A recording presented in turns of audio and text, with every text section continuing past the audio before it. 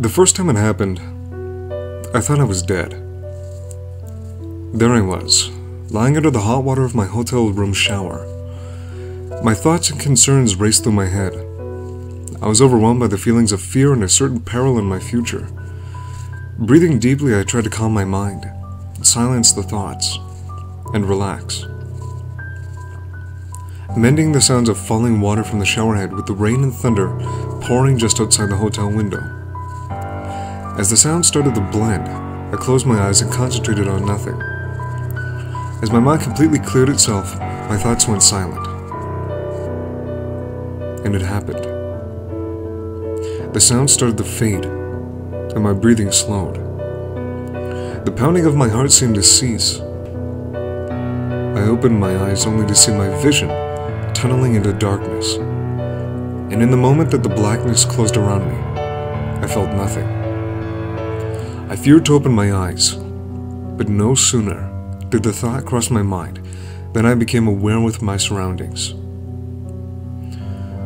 Though I saw the water strangely moving slowly out of the showerhead, I heard nothing, and as I looked down, I saw my body.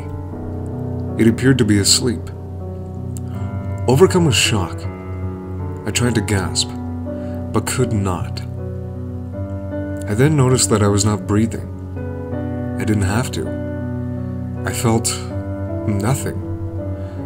The need to blink or breathe was gone, along with all of the other senses except that this blurred sight I was experiencing. I considered myself dead, yet eerily accepted this fate faster than one might expect. Sick of staring down at my body in terror, I decided to move on to observe the environment around me. I moved. It only took a thought. No motion strain or movement of limbs. I just moved forward as my thoughts took me there. The weightlessness was strange to me. As I entered the bedroom, I saw that the once loud, vibrant, and tacky colors of the hotel's carpet were now gray. Everything's translucent. The walls seemed alive, moving erratically as a television with bad reception. The complete and utter silence was becoming a disturbing void. As I moved on, I approached the door. I thought to reach out for the handle, expecting to feel the cold metal under my fingers. But nothing happened. I could not physically open the door, because my physical body was still lying in the shower. I moved forward, passing through the door. Though I should have expected, I was surprised when I didn't feel anything. The only difference in moving openly and passing through that door was that I was in the door and I moved more lethargically, slower than my few other previous movements.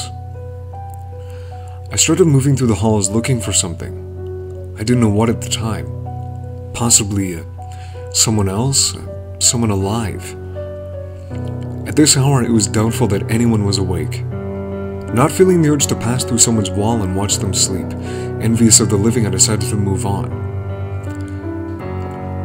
Outside the door of the hotel, I noticed that the cars were moving up and down the street at a crawl, almost motionless as the water from the shower. I believe my perception of time to have almost completely ceased. Just as I was pondering what I would do with an eternity of this, I caught a glimpse of a figure on the edges of my perception.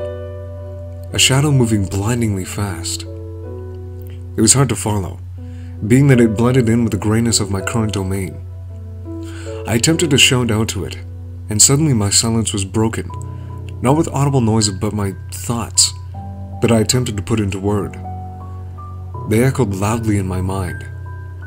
The shadow stopped. Although it was at quite a distance, it seemed to have heard, or felt what I had just formulated in my mind. It slowly started to approach, but then suddenly picked up speed. My mind was frightened. My thoughts were scattered. All the things I started thinking would suddenly begin running through my head. It was loud and overwhelming. The shadow grew closer. It was not the form of a human. It was running on what appeared to be 4 legs, full speed now. Every thought screaming loud in my mind at the same time. The shadow was upon me. The beating of water against my skin awoke me screaming. Flailing, gripping the sides of the bathtub to climb out. Slipping on the wet towel, I fell to the ground, frantically trying to stand, my head and heart pounding. The once normal bathroom light now seemed unbearably blinding. Stumbling to the bed, I climbed in, trembling. Only a few things were sure. I was alive. The reality of what just happened allowed me to dismiss the possibility of dreaming. And I was not the only thing within the gray.